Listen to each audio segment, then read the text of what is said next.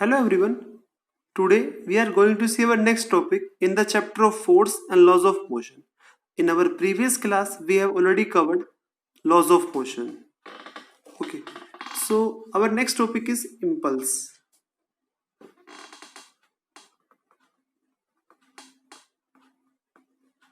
देखो impulse क्या होता है?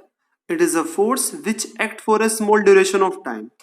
अगर कोई भी force small duration of time के लिए एक्ट कर रहा है तो उसको आप क्या बोलते हो? इंपल्सिव फोर्स बोलते हो. ओके, तो इसको आप लिख सकते हो a force which act for a small duration of time is known as impulse. ठीक है, तो ऐसे फोर्स को आप क्या बोलते हो? इंपल्सिव फोर्स बोलते हो. और इंपल्स को हम लोग कैसे कैलकुलेट करते हैं? Impulse is equal to force into में डेल्टा टी. अब यहां पे डेल्टा टी क्या है? Time of application of force. मतलब जितने टाइम तक आपका फोर्स अप्लाई हो रहा है ये वो टाइम है डेल्टा टी. इसको पहले हम लोग समझते हैं, देखते हैं. मान लेते हैं कि ये आपके पास कोई भी एक बॉल है और ये कोई वॉल मान लो आप. ठीक है, अब ये बॉल को हमने प्रोजेक्ट कर दिया on this wall with A velocity v. Okay, तो होगा क्या? अब ये बॉल आगे मूव करेगी. अब जैसे ही कोलिजन होगा इस बॉल का वॉल के साथ, ओके, तो यहां पे फोर्स लगेगा बॉल के ऊपर इस डायरेक्शन में. तो ये बेसिकली क्या है? Force on ball by the wall. मतलब ये फोर्स लगाया वॉल ने बॉल के ऊपर लगाया और इस डायरेक्शन में फोर्स लगाया force on wall bye the ball. Okay, क्योंकि हमने पढ़ा था फोर्स हमेशा पेयर में एग्जिस्ट करता है, कभी भी सिंगल फोर्स एग्जिस्ट नहीं करता है. तो यहाँ पे ये बेसिकली दो फोर्स एक्ट कर रहे हैं. एक फोर्स लग रहा है बॉल के ऊपर, एक लग रही है वॉल के ऊपर. ओके, अब यहाँ पे जो टाइम ऑफ कॉन्टेक्ट है, ठीक है, वो बहुत ही कम होता है. आपने देखा है, मान लो टाइम कितना है मेरे पास? 0.2 सेकेंड. ठीक है, तो इस फोर्स को मैं क्या बोल सकता हूं? यहाँ पे जो फोर्स लग रहा है वो इंपल्सिव फोर्स है. ठीक है, एक सडनली जो फोर्स लगे उसको हम क्या बोलते हैं? इंपल्सिव फोर्स बोलते हैं. ठीक है, ओके. अब हम आगे देखते हैं कि इंपल्स को हम लोग क्या लिख सकते हो. एक तो छोटा सा फॉर्मूला मेरे पास ये आ चुका है कि इंपल्स क्या होता है? फोर्स इनटू में टाइम. और इंपल्स को हम लोग किस में मेजर करते हैं? इसकी जो एसआई यूनिट है वो क्या है? The SI unit of impulse is, मैं देखो फोर्स को मेजर करते हैं न्यूटन में और टाइम को मेजर करते हैं हम सेकंड में. तो एसआई यूनिट क्या होगी इसकी? Newton second. अब देखो हम लिख सकते हैं by Newton second law. By Newton second law. Second law क्या बोलता है? किसी भी बॉडी पे जो नेट फोर्स होता है वो किसके बराबर होता है? The rate of change of momentum के बराबर होता है. अगर इसको मैं रीअरेंज करूं, मतलब डेल्टा टी को मैं यहां पे लेके आ गया, तो मेरे पास क्या है? फोर्स इंटू में delta T is equal to delta P के बराबर हो गया ये. ओके, सो अभी हमने क्या देखा था कि फोर्स इंटू में डेल्टा टी किसके बराबर था? आई के बराबर था. और फोर्स इंटू में डेल्टा टी यहाँ पे किसके बराबर है? चेंज इन मोमेंटम के बराबर है. तो मैं एक बात लिख सकता हूं कि जो मेरा इंपल्स होगा वो डेल्टा पी के भी बराबर होगा. और डेल्टा पी क्या होता है? चेंज इन मोमेंटम, मतलब final momentum minus initial momentum. अब मोमेंटम क्या होता है? मास इंटू में वेलोसिटी. अब ये कौन सा मोमेंटम है मेरा? Final momentum. तो इसको क्या लिखूंगा? मास इंटू में फाइनल वेलोसिटी माइनस इसे क्या लिखूंगा? मास इंटू में इनिशियल वेलोसिटी. ओके, तो अगर मैं दोनों में से मास को कॉमन ले लूं तो मेरे पास कितना आया? V F minus V initial. तो फाइनली जो मेरे पास इंपल्स क्या आ चुका है? M V F minus V initial. एक फॉर्मूला मेरे पास ये आ चुका है और एक फॉर्मूला मेरे पास क्या आ चुका है? I is equal to F delta T. इन दोनों ही तरीके से आप इम्पल्स को फाइंड आउट कर सकते हो। ओके, अच्छा, अब वो आपको देखना है कि हमें क्वेश्चन में गिवन क्या है, कि अगर मुझे टाइम गिवन है, फोर्स गिवन है, तो इम्पल्स के लिए मैं ये वाला फॉर्मूला यूज करूंगा। अगर मुझे इनिशियल वेलोसिटी गिवन है, फाइनल वेलोसिटी गिवन है, मास गिवन है, तो मैं इस वाले फॉर्मूले को यूज करूंगा। अब दूसरी बात क्या आती है, अगर मान लो मेरे पास कोई भी ग्राफ है फोर्स के बीच में और टाइम के बीच में, तो ये जो ग्राफ का एरिया होगा, area of F T curve gives impulse. मतलब एफ टी कर्व का जो एरिया होगा आपको क्या दे रहा है, इम्पल्स दे रहा है। या फिर आप बोल सकते हो इम्पल्स किसके बराबर होता है, चेंज इन मोमेंटम के।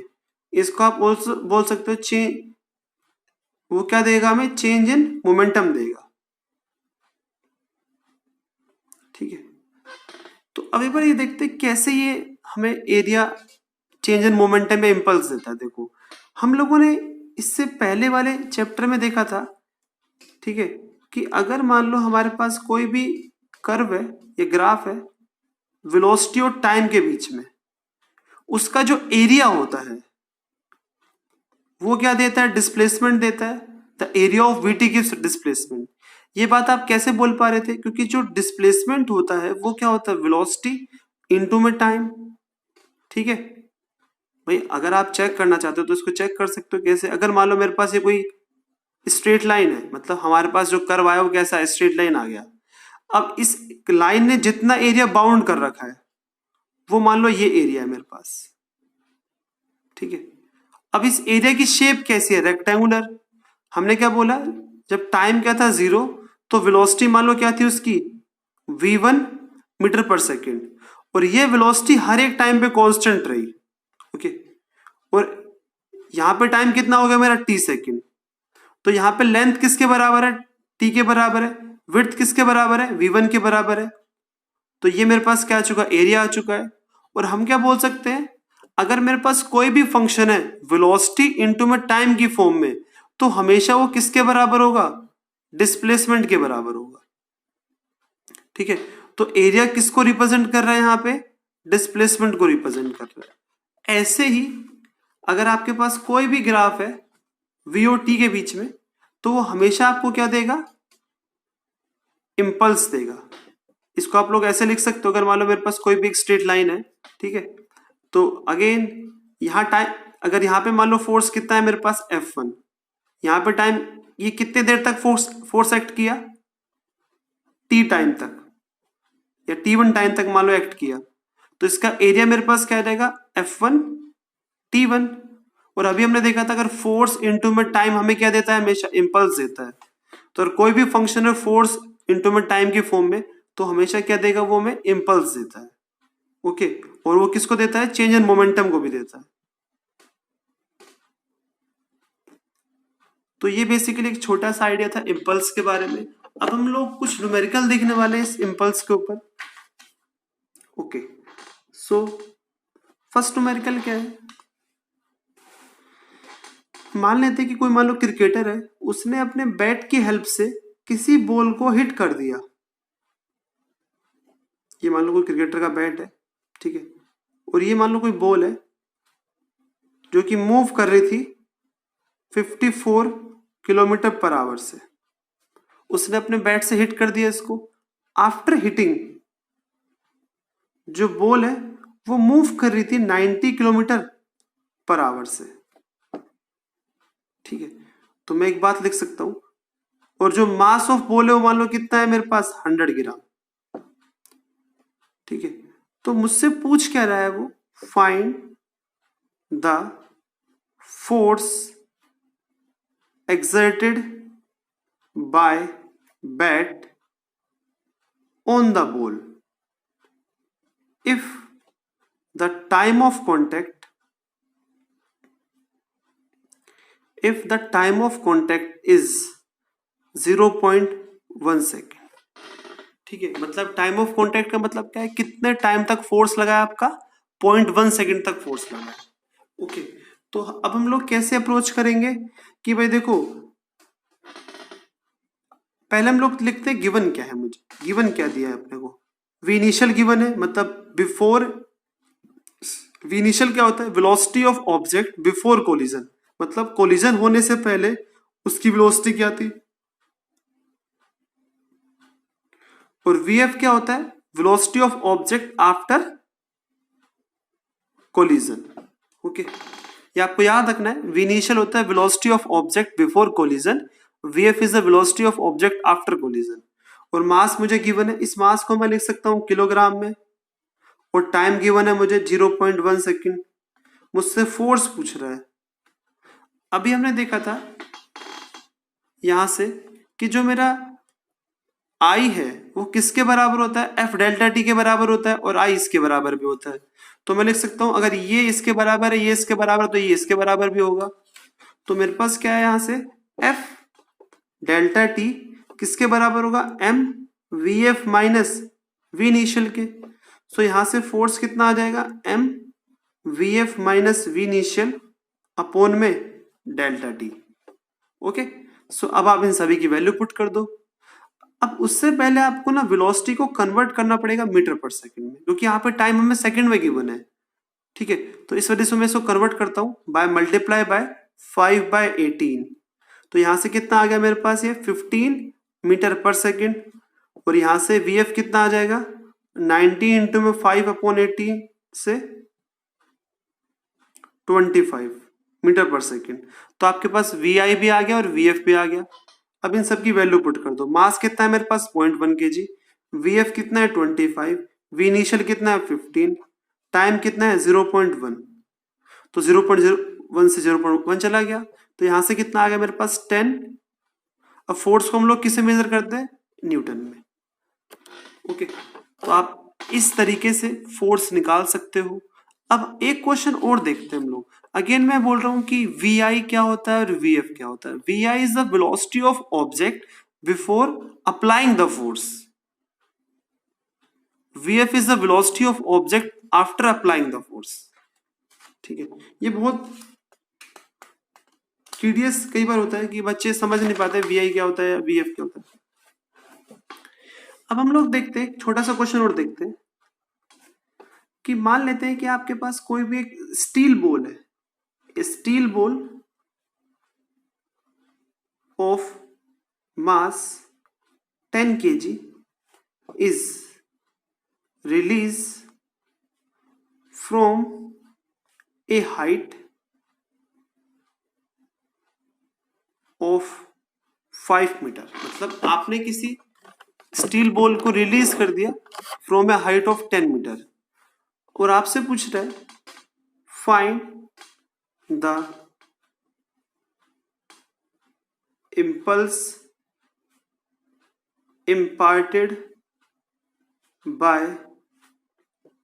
ground on the ball। Okay, आपको बताना है कि कितना इम्पल्स इम्पार्ट किया ग्राउंड ने बॉल के ऊपर। ओके, तो पहले इस क्वेश्चन को हम लोग समझते हैं, फिर इसको सॉल्व करते हैं। मान लेते हैं कि आपके पास ये कोई स्टील बॉल है और ये ग्राउंड मान लो। स्टील बॉल का मास हमें गिवन है और जिस हाइट से रिलीज किया है वो हाइट भी गिवन है। अब होगा क्या, ये जो स्टील बॉल है ये एक्सेलरेट करेगी टुवर्ड द ग्राउंड।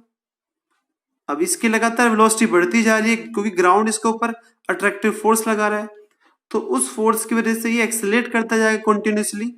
और बिफोर अप्लाइंग द फोर्स, ठीक है, इसके पास मान लो जो वेलोसिटी है वो क्या है यहाँ पे, v।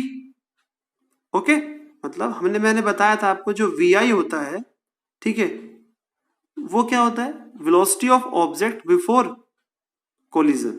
तो यहाँ पे vi क्या आ गया मेरे पास, v। अब पहले हमें v निकालना पड़ेगा। ठीक है, तो v को मैं लिख सकता हूं, इसको मैंने यहां से रिलीज किया है, तो यहाँ पे वेलोसिटी कितनी है इसकी, 0। अब हमने पढ़ा था अपनी मोशन चैप्टर में कि एक हमारी थी थर्ड इक्वेशन। ठीक है, क्योंकि मुझे डिस्प्लेसमेंट गिवन है, एक्सेलरेशन गिवन है, इनिशियल वेलोसिटी गिवन है, फाइनल वेलोसिटी फाइंड आउट करनी है। तो फाइनल वेलोसिटी क्या आ जाएगी यहाँ से, इनिशियल वेलोसिटी कितनी है 0,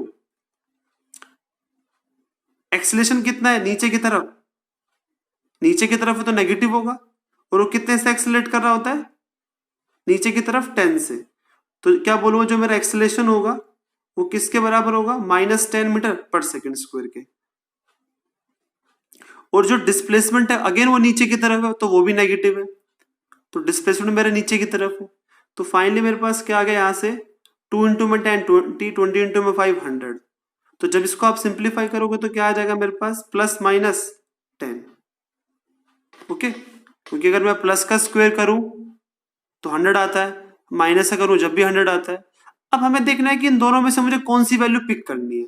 ओके, अब देखो, अब जो हमारी बॉल है वो नीचे की तरफ मूव कर रही है, तो इसका मतलब जो वेलोसिटी है वो कैसी है मेरे पास, नेगेटिव है। तो मुझे नेगेटिव वैल्यू पिक करनी है यहाँ पे। नेगेटिव क्या शो कर रहा है, खाली कि डायरेक्शन डाउनवर्ड है। ओके, तो मेरे पास वी इनिशियल कितना आ गया, -10 मीटर पर सेकेंड।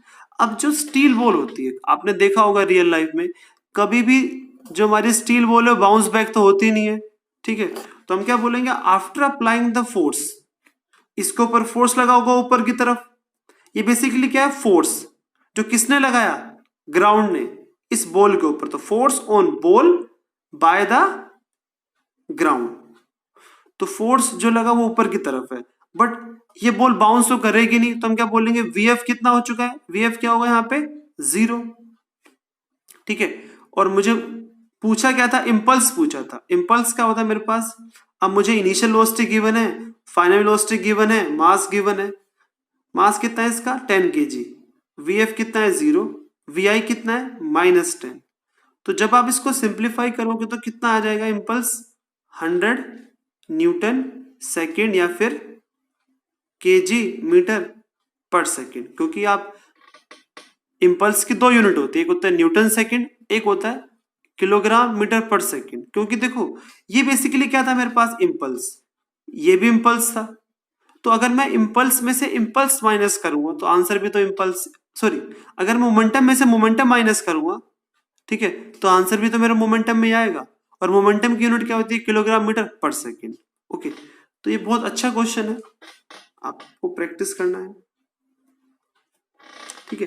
तो ये बात हुई इम्पल्स की। अब अगर मैं आपसे पूछूं इम्पल्स का हम लोग कहाँ पे, मतलब एप्लीकेशन क्या है, ठीक है, पहले एक दो मैं आपको एग्जांपल बताता हूँ उसके, ठीक है।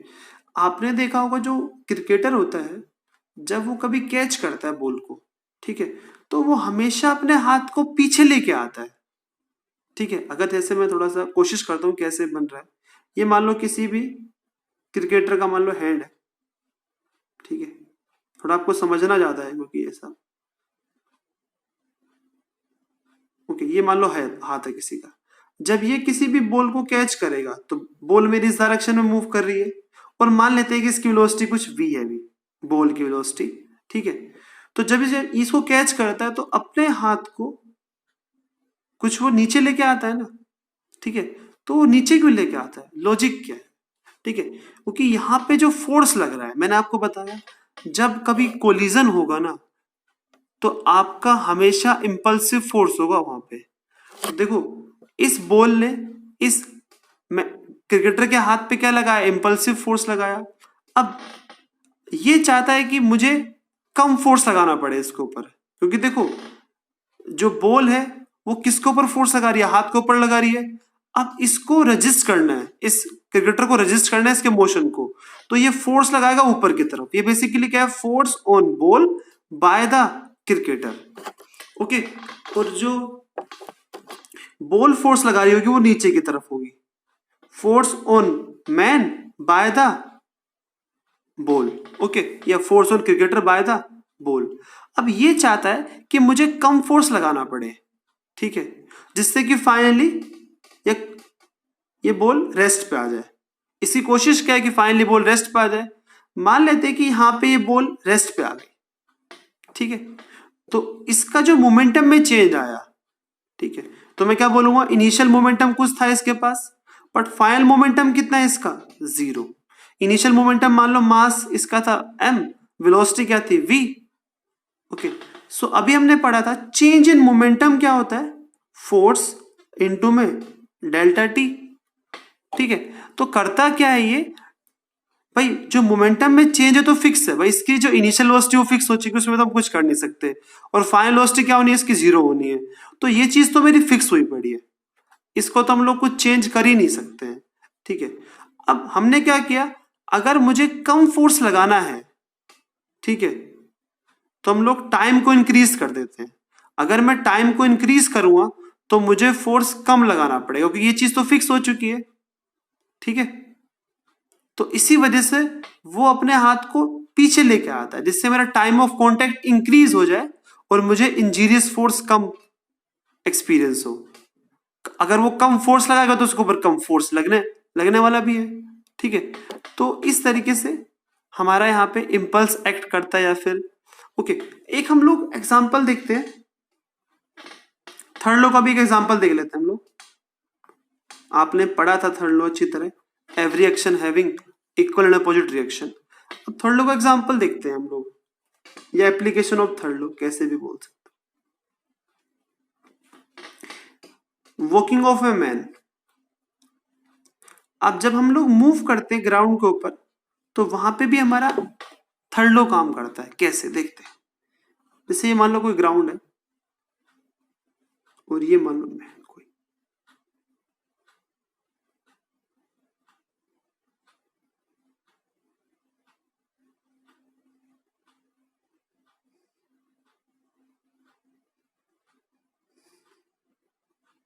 ठीक है,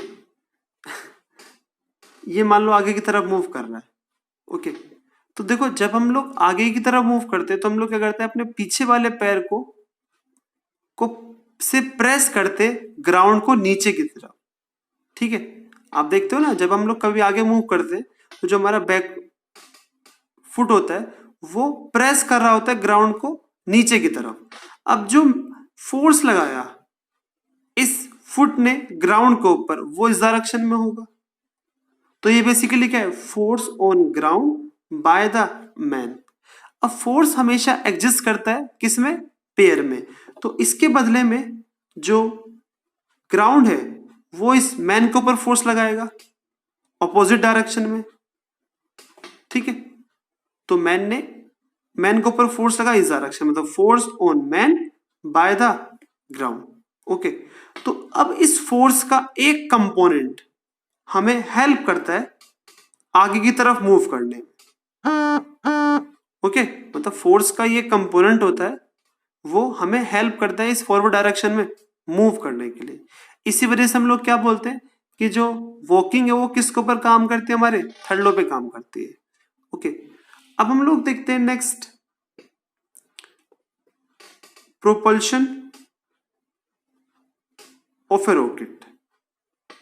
ठीक है, आप लोगों ने सुना होगा जो रॉकेट होता है वो भी किस पे काम करता है, थर्ड लॉ पे काम करता है। कैसे, ये मान लो कोई भी एक रॉकेट है जो सैटेलाइट को लेके जाता है स्पेस के अंदर।